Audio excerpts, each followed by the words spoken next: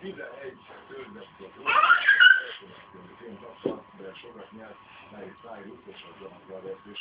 Britney Spears az eddigi karrierje elismerését vette át a díjat.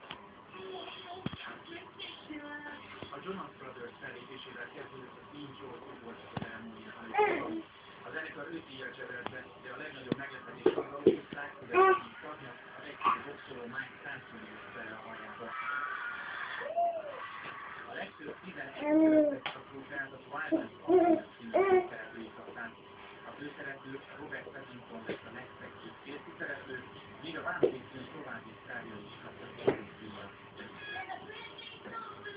Miley Cyrus 6 elismerést kapott, de ő adhatta át egyik példaképének Britney Spearsnek a popmeslegény egyik karrierjét elismerést díjat. Ez nagy megismerés, emiatt köszönöm mindenkinek, örülök, hogy itt legyetek, mint a szívemben, mondta meghatottan. Díjat szeretnék többek között Hugh Jackman, aki a legjobb akcióhős lett, és Curtis Campbell-et is. A gálán feléphetnék Sean Kingston és a Black Eyed Peas. Idén több mint 83 millióan szavaztak az interneten a Teen Show Awards jelöltjére. A díjkiosztót most rendezték meg 11.